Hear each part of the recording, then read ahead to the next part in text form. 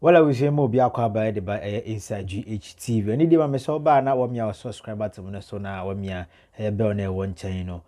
Na message so bit me like video no na wa drop comment as well. Amankrado yes wababonte wabetuja Japan che say we dey anu hye pa. Eja no bebisa say koma hwan. Eja ni na ekoma Reverend Owusu Bempah one Maame Ng3g3 ene manase ni na Abraham ni na obia agye ne de na Adu Berchie so eka ho na obeka se adan eda asem ena ekoso well Sunday no ana Reverend Owusu Bempah na sorry o preaching no ode ensem a etwam dada no o preach kakra efa ho na ensem no na okasafa bra one Agradaa nya issue edidi atem ehiti apa one ne boys ne call Agradaa fi a chese nsem na kwakoda ne court case no Sunday no o preach wa sorry o de kakra fa mu eka ho nsem a chese na opese o chese ye no wanwa yi pa se ni na echi no wanya boni bia ni na echi no ye de no ekoto prison na ye de handcuff na ye de eguninsa ebra na oyare na wanya shock because no on gini say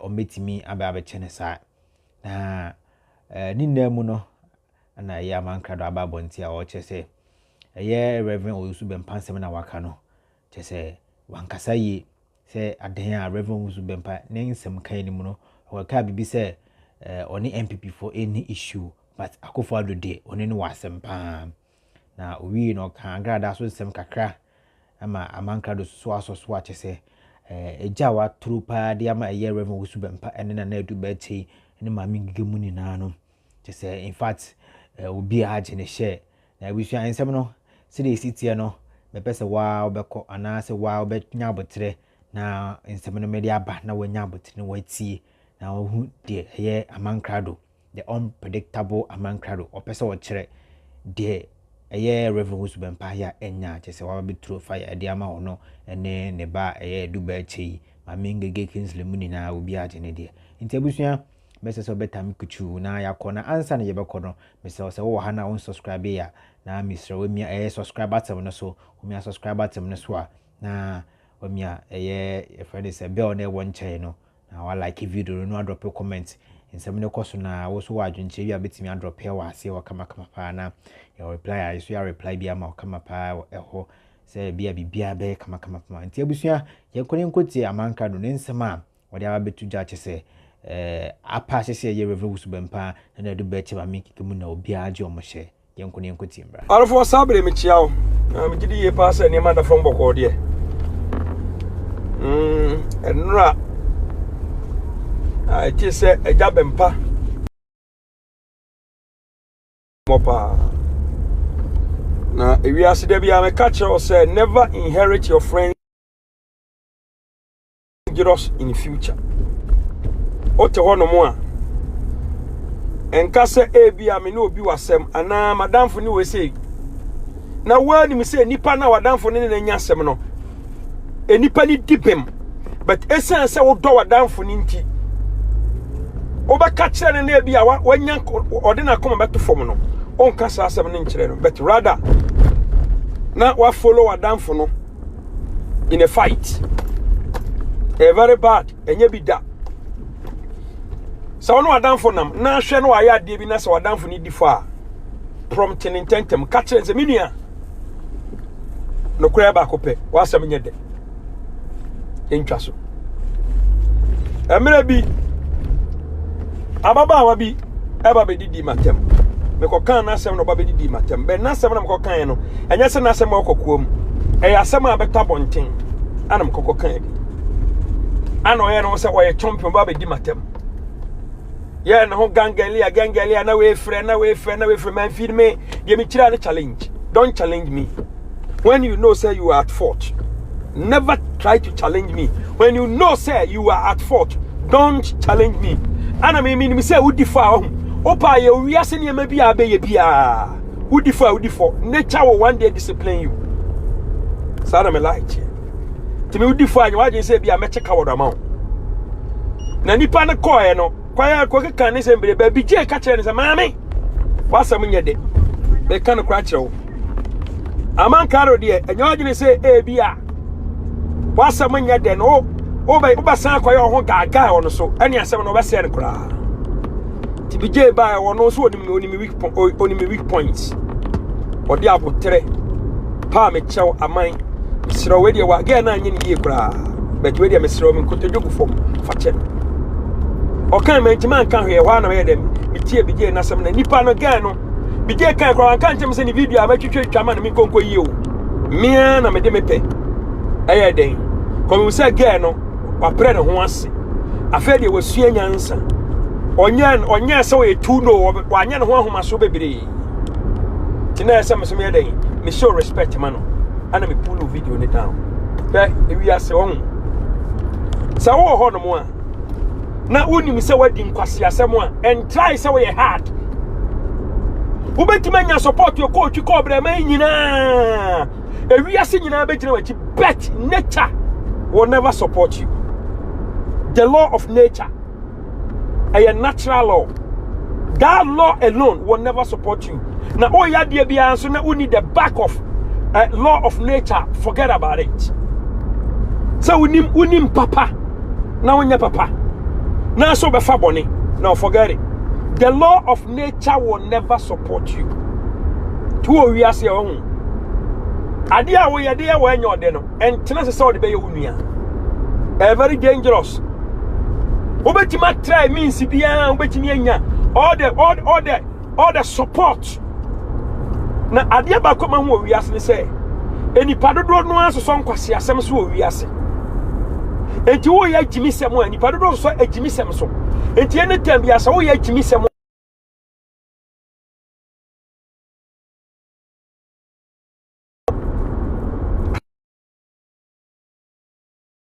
and na so for Owusu Bempah kasa na mani anje pa men Canada let's put all no said one way or the why mistake wo kwan bi so the way the account na say ni say na say the moment you make us in your trap on na say we say adia na oye no a mistake ne no kwan so yes sir but essence say a trap say an trap no ana na ni da ho kan anka onye the moment you na say adia na si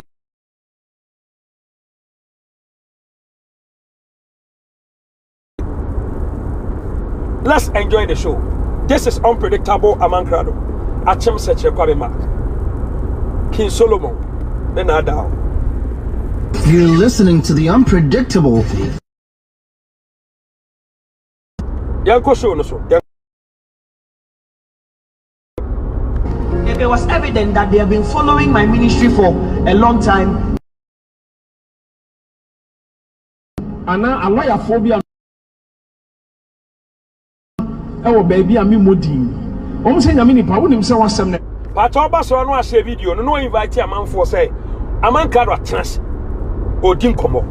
Way air for the road. You better that tenase din koman kasa but way air for the road. Oba so no ahye no invite. Also I won't follow me YouTube no. Kwana subscribe to my new YouTube account no. Aye Kamafo Radio. Oba Kamafo Radio no be say Amankrado to aso. Kamafo Radio. Boss Amankrado to us no was subscribe. Ya de niam egu amount sa real news. Yem fake ya nya bibia na edam no a na de ato no me de ama yopo. Latest news bia so ye twegu onom. Ko ne ko follow Kamafo Radio.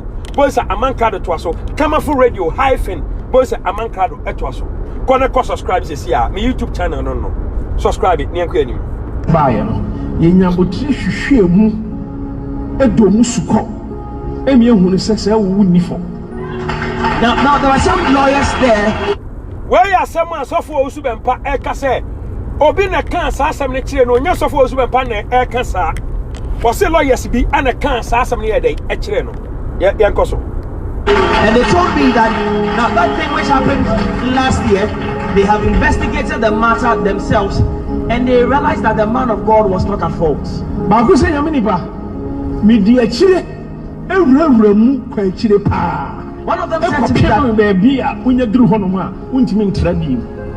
Metia said the Asofo Owusu Bempah kasa idia. I stand to be corrected. And you ask me who say I say or the evangelist mama party case, you know.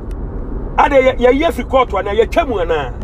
Assembly ye nya ni court one because the work kasa there. It insinuating say ase assembly ye free court ase assembly ye twem. Ase o madi assembly wie. Amana di nkunim. The way all kasa no. Say nte saade a ene na lawyers ko a ene di san komo no. Asofo Owusu Bempah has not been fair to them. Say ebia omo your friend, omo your friend lawyers. Na ebia omo can be say to make you happy. Na u preach Sunday, I was sorry them. Na de be gina sorry them. Na unim say assembly da so court wa. What does it mean? I don't know where you are heading towards to. Say the assembly we dey fine. But assembly da so court the ene Aja Bempah. Na ehun yin say en command sa top lawyers na wona wo ka say omo ni uti ye no.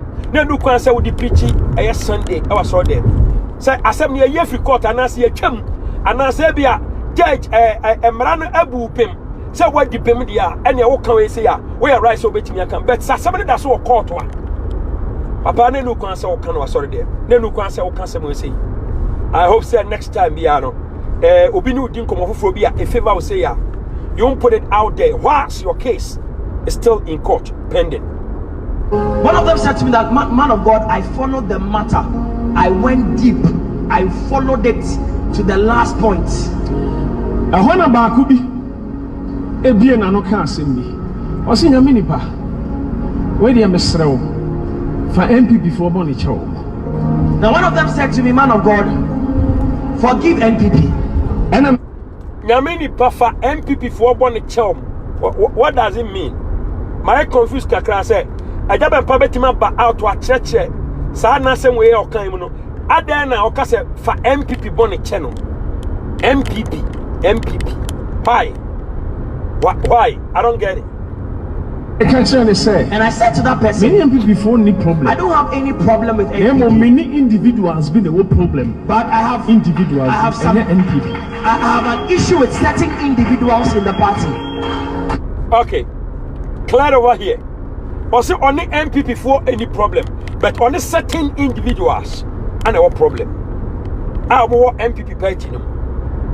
Okay, yeah, okay. You know how? Let me tell you. Etiaka na man penny. I said I can't play man fancy. I said to them that I have. Oh, okay. Now say in other words, you know, anybody who say only MPP for a problem, which technically anybody na say no can right, but Aja Bempah is trying to be smart here. I say only MPP for a problem.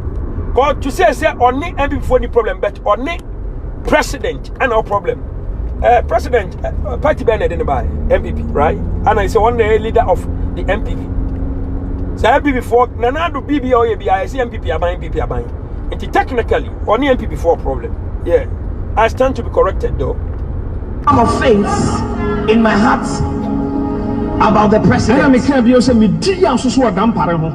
And I said again that I am offended in Dampari. Unim say na born din no enam yeso ena otimi nya ba bia onya ena ne ba bi oduru. Now one of them said to me that man of God, one of them said to the man of God, you know that the name you mentioned, it was through us that he got what he got. He came to us and we took the decision from here. Said man of God, don't worry, we know Nyame nipa how because ye nimi ne ekoso nyina e de ba de na ekoso e de na ekoso papa to aso ne enko happened. We know all that happened. Na ye de so say uni yaudie bia e de ma NPP that I did not have any offense against NPP as a party. Say me Yaudie Biama MPP, mini Yaudie Biama NDC. But Nipa no problem, Ghana man penny and a kufuado. On the wow. I never pass on a Ghana man penny our problem. Why? Adentia. A debadin and another than see done. A debadin way. no problem. Although my birthday no friend me, but still no problem. Aja Bempah we nyame nipa say. One in another dankwa a problem. The president of the land, a problem. But in another who say one no problem or forgetting and another who say ni birthday do another do any problem because me no be a problem and the birthday time and conquer freno. Enti nanado de onim se Aja Bempah no problem. Ana nanado akwa freno on the birthday. And Aja Bempah gina sorry them Sunday all preach say Siri not available. upon problem one who ni say one president woni nyina president yabu ni egu nasum ama ni birthday wa baba freno meaning president ni problem obia o but Aja Bempah gina sorry them preach Sunday say chinchina chia one nanado dankwa our problem na say me ti ase Aja Bempah nte forgiveness yase ana so for Owusu Bempah aya forgiveness aya fache honhom aya de bia wabo na adwene process ade ne yade bia enya de obefa bi ne onfa bi kina na ne trosem ka se ye ne enuanom ntem nya baako sa trosem ne quotation ne hye no Aja Bempah na adwene se sa de no onfa nya dwuma dana enti sa preaching o preaching sa na sorry baby ni obi ya aka e wo fi a wotim e wo ni krom e wo bro no oteso a adie be agene ebeto nipa kro ni tirim obetime di ache no because so far all di nanim na da ache nkwa ma watime ko heaven on na eche ko obetime di akọ heaven no wonne bone fache honhom no eninimu ono obi ya aka o prim na koma se woni nipa ne nkasa da ana ogina so dem na odi sen ya preachi ade akira sore ma kwasi ade du anopa omudi mirika dware ekwa sore si yekwa kotie nkwagesem so for say president ya de bone onfa nche ne ne onfa nche ne china adentia gento aso I told them me catch them. I said I was not very happy with the president. I don't have anything because against me NPC or MPP. and you say me can me dia. There is so much pain and And offense in me. Min kum nipa. Ni etimi de me kwato cells because of obi didi matem. I had me say na some no ntitu was na tie nie Aja Bempah se oni awu onkwaya hwe na ye chi ne kokoto cells ade ne bo empam yantu aso Ohene kase afra me se memra ne ensiesie asem no na me pani ati se me mabra me ho ase. Sana e setam. There we go. I had me say na me pese wutie ni ye. Fighters na mo Facebook na mo koma sofo Owusu Bempah no. This is where the sense is coming from. Osi oni ewu. Onya bibia. Ana ya che no agu the handcuff ade na bom pa ho. Ono ne tini ba bi no hini kase bi frɛ ne sɛ omra na common settle peace. But the neighbor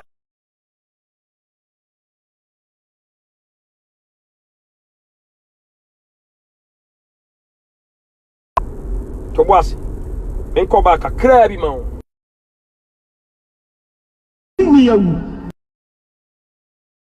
Me me kwato cells because of obi didi matem.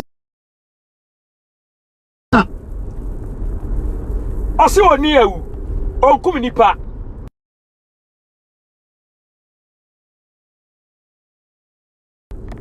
ana obi frɛ no sɛ omra na common settle. Sometimes I don't get it. Obi ni ewu onkum nipa o but you setting it up ema ni kokowura babasia dem ema ayasam kan Amankrado say no kra honhom ne ba aya me mfa ho say nipa ne ye metamfo meka obi ni ewu obi nkum nipa o but you setting it up ema naked ewo Ghana ya papa na nimu nyina ma na nimu nyina moja na oni ewu na onkum nipa but so for kasia bi ne nkwada setting it up boni naked awia kete eti anya bia atanie So be di watemwa eya atani so be di wa eya na ani aba ne se sasofo Owusu Bempah na eka sa asem we se ya ade beti no ma ne nkwada Adu Berchie na kwada Adu Berchie omo eka ho de omo pomasom dwie nti I don't want to add them Adu Berchie na still oda so chini a wode papa ne to asem na akwada Adu Berchie timi betena camera nim sofo Owusu Bempah fie aye na adwe se obegu obi maame hu fi ade kwamana pani akwada ne fie ayarefo ne gu fie ho efie nye kwamana pani chimifu akwada ketwa ya man Bible kokko se omu anti abra ni mu ase e wo sofo Owusu Bempah fie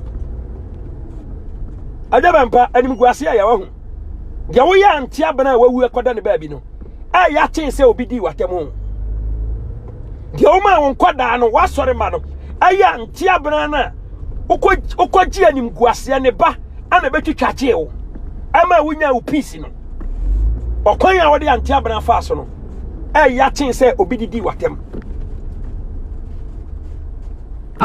Ohene kesi afra me se memra ni ensiesie asem no na me pani ati se me mabra me ho ase sana e setam so for Owusu Bempah se ohene kesi afra ne se omra no mu siesie asem no ohene kesi ni anya bia ni palace aya oba bi fia na wa modin entimi so me modin ha na mi busa se anya bia wegya junction wegya junction hene no ni palace ebena na Agradaa fie aya na Agradaa fie orm na ye wegya junction hene ni palace ya na anya bia na Agradaa fie aya hemfie won kran hono ba bi aya wo hene bi afia na aya sembisa wo na Agradaa fie aya hemfie na se wo hene bi fra wo se brani enkosi asem a street boys tuo ne ade ko ye koko huro ba basia woni fie ekobo ye nsem ku ne so ye ho asawo pie bra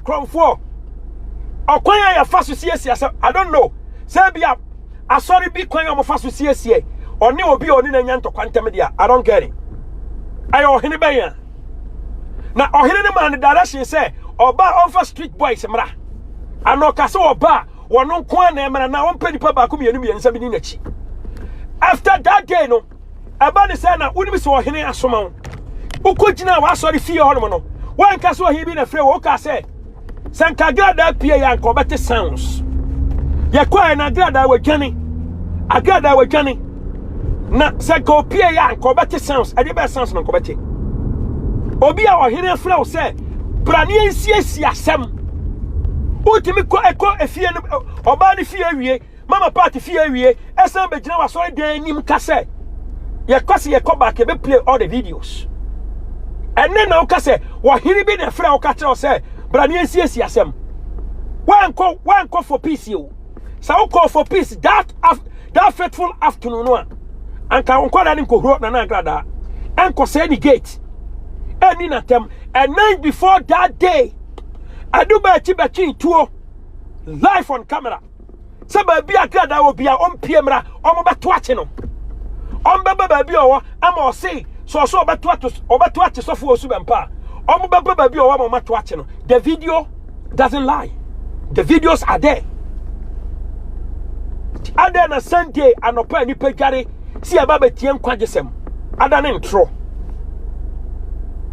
Sunday anopa ni pegare si ababa jen kwajesem adane ntro na brani da nyina pese ye painting Reverend Mama part na Agradaa pese ye painting in black before people maame ni nya sem na se odibe mokra Ghana fo ni bi abaya akwa ese asa maame na sem nya de ni ye painting in black why ohene ben ana ka se brani ensiesie asem na nya bia ohene no ka se brani ensiesie oni fie bia na different story na woka. But I that faithful day na mo corner na Agradaa fie ni dia. You beating about the bush. Miss me. Obeka say now your din phone wen hunu. Mo trust stars ni yami nsira mo nko trust stars ni nko. Say be video no be strong. Elisha o catch the shuna might ni ba na say we pa de nyame di sia mi man hunu. Etimi gitum say bribi nsikwa. Ebia no nyame or reasons for thank you. Was what you to say BBC kwa ebia na Nyankopɔn e reason. Etienne Maame Ng3g3 Kwakuba Danfo na Brown Peter Paradise Osofo Jonky Apostle Judas Apetwantwi Jimmy Kwasi asofo no Jonky wi sofo no mumbia maso na munsua nyansa etabe pa na akasa no o say eyen so he ya setting up ano tom enti wo watena social media akon from day 1 by 2 years ni Maame Ng3g3 wakasa ma woni afan asa potro ne sha o minim a wada ni jimifo bodamfo e o social media no. This is a big warning for you guys. Ejaba mpakasa, I keep telling you, never inherit your friend's enemy. It's very dangerous in future. Baby anyama ke kankono. So for Owusu Bempah onye happy o. Onye conversant with himself. The way anyama kono onye happy. Anka sase mo say go nyina so dem na nkobeka no. Anyama foforo no. Ya di kanka chen say entokwa na okokono emwa no.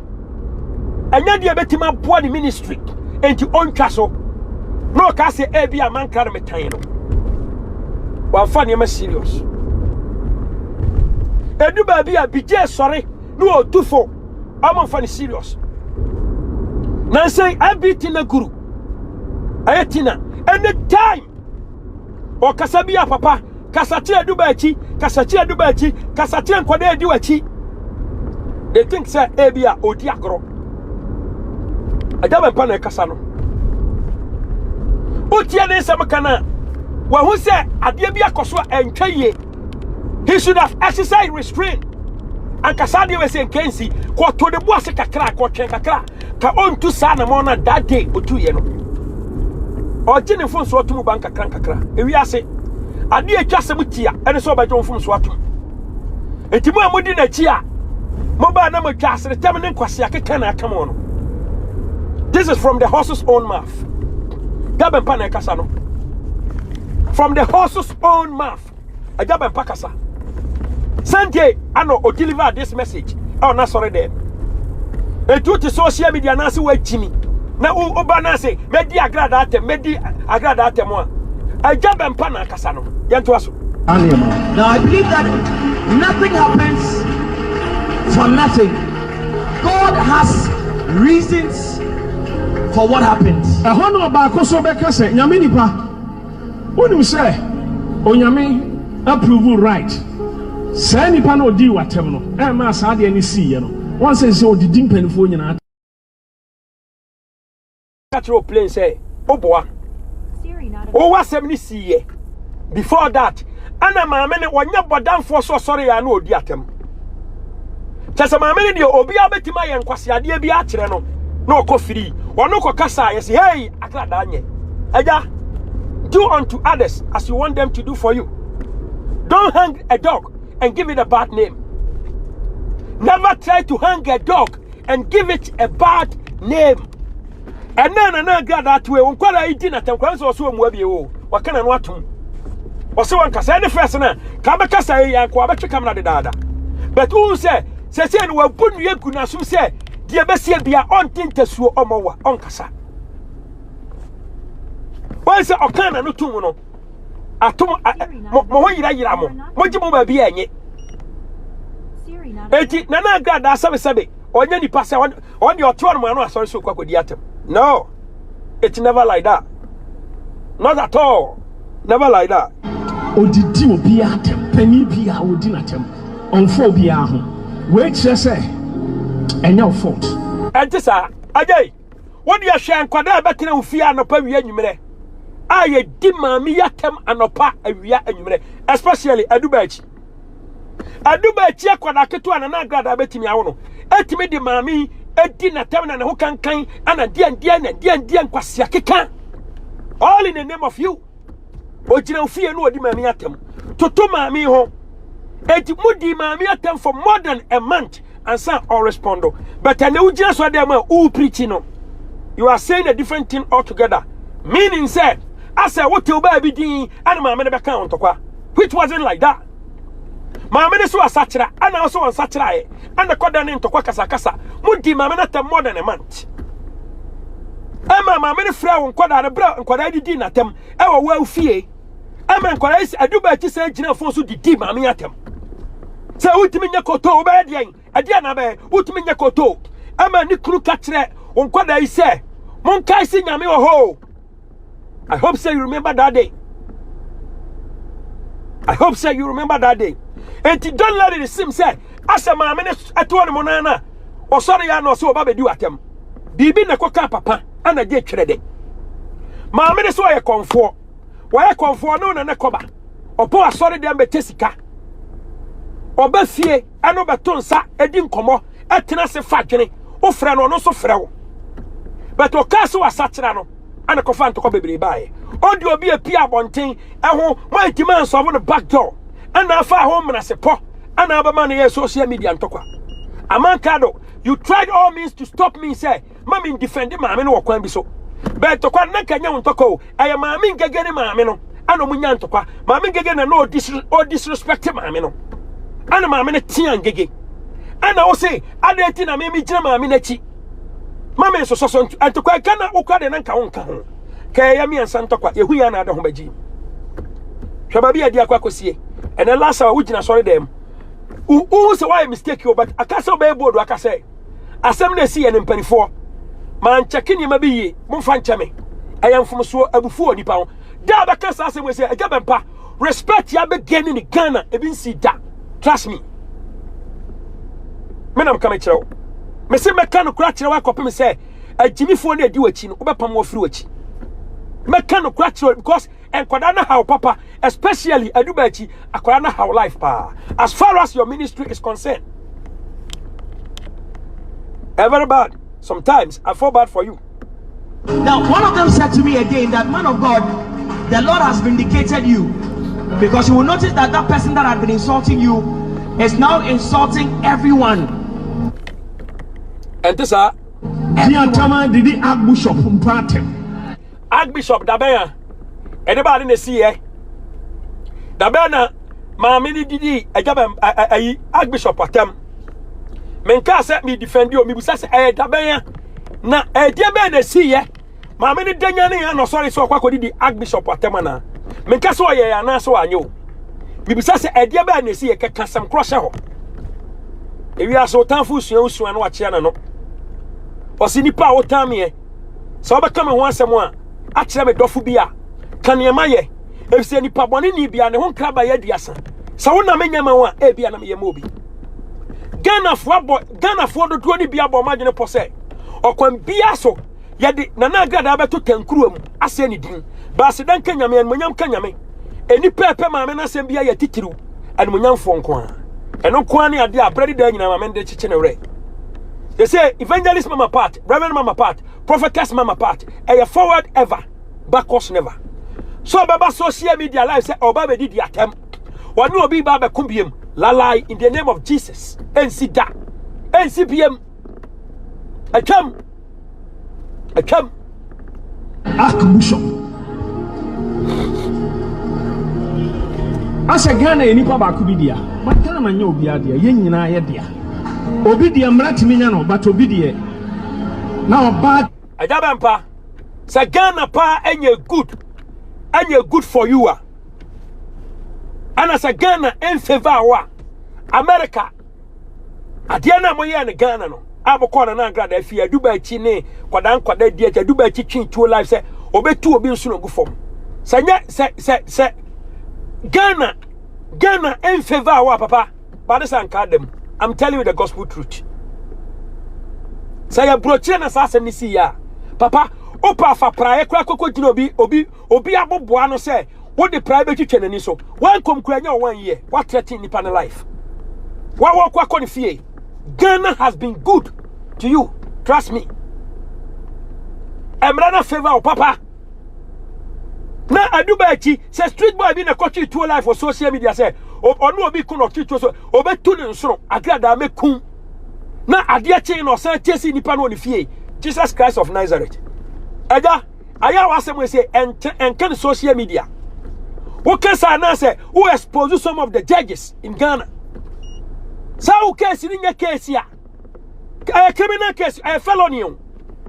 na kroma se pa pani bi agina ma ne nkwada papa police fo tirim awa America na pani ni se agina no mo ka se president ni na ani ni ye na sabe ayami Amankrado na me bo police ni bi sotora ka me fa me ho adi say ya bije na ni police ni bi kun ya ana police ni kura timi bu bije ya anka bije be fa ne ho adi hello papa law na favor pa law no omo play justice on your side entin kasa kan tum wasem we nya sem ya say udi gina so dem di preach we say na we irritated the tempers of the judges.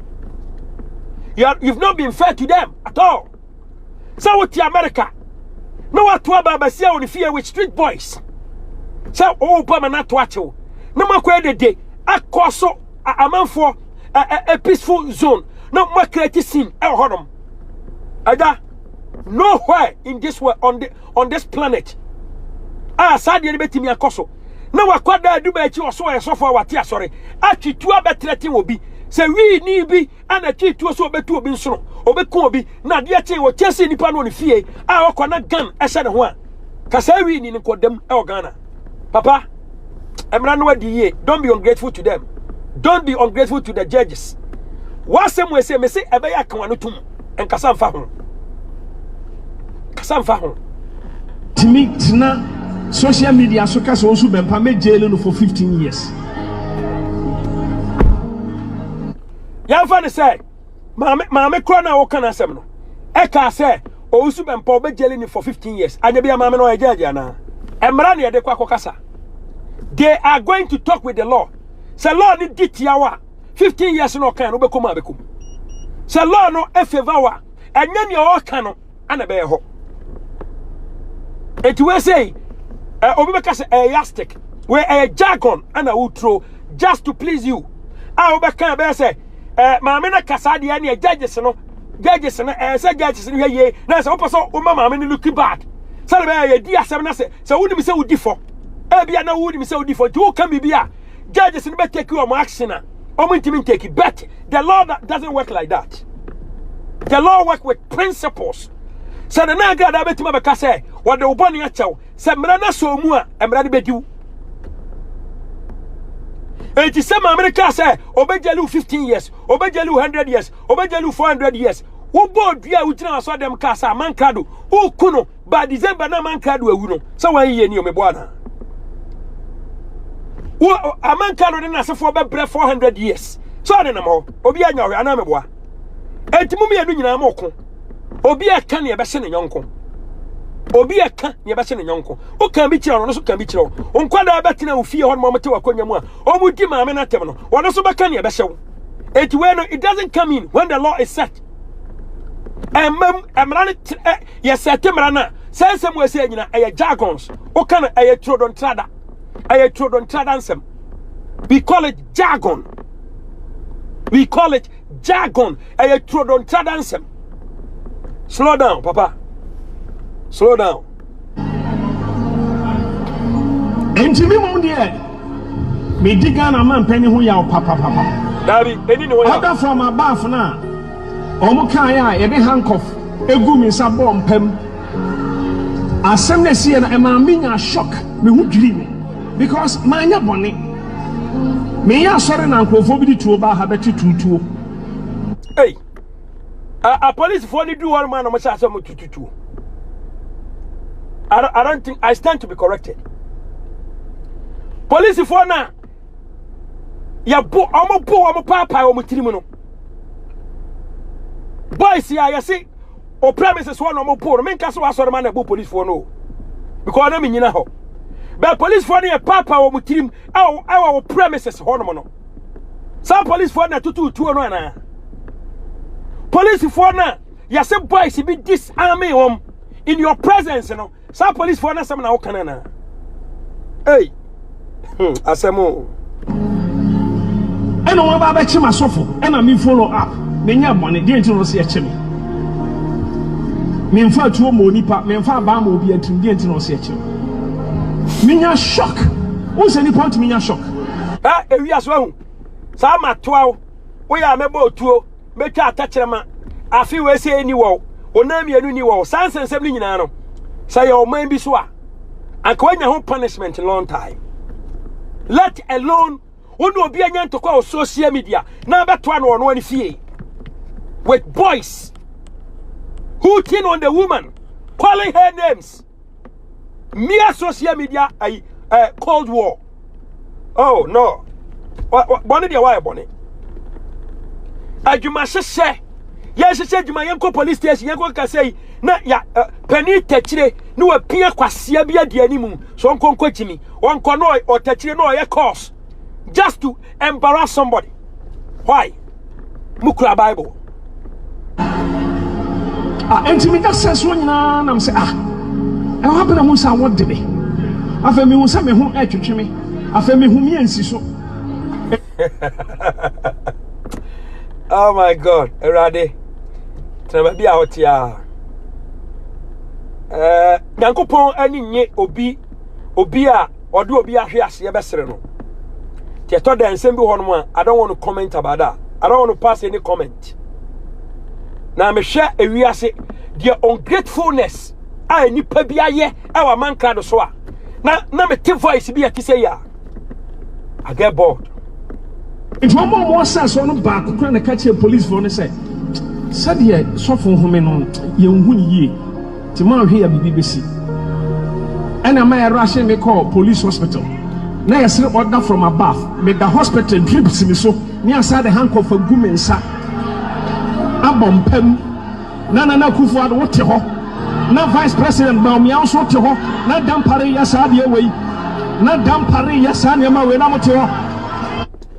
I'm highly disappointed in this comment. I'm highly disappointed in this comment. Honestly speaking. I never papa so check Ghana for say already I'm right me in Ghana. Inti aja kan kura pa say. One na Agradaa and the boys eba ufie eba ye do mbe na. Kase na nka what would have been your reaction? So when Agradaa and the boys eba ufie eba ye de see ye na mokokwa ye on fie ona, what would have been your reaction? Very bad. Would have been bloody. Would have been a different story altogether. And 2% just a gun or be betima sadia na kwaya no Maame fie no afa no ho dia na. Hell no. Hell no. Obi no betima sadia na afa no ho dia o Ghana. Ada na pese wo de wutimi ye sadia no afa ho di. Because wadan for Nana Ado Dankwa Kufuado, the president. Onim panifo ya fine. Enti wo na betima seti aniama manipa ehunu say uba seti good example no. You are talking like this. And kwade di wachi vagabonds, criminal boys. Ade di wachi.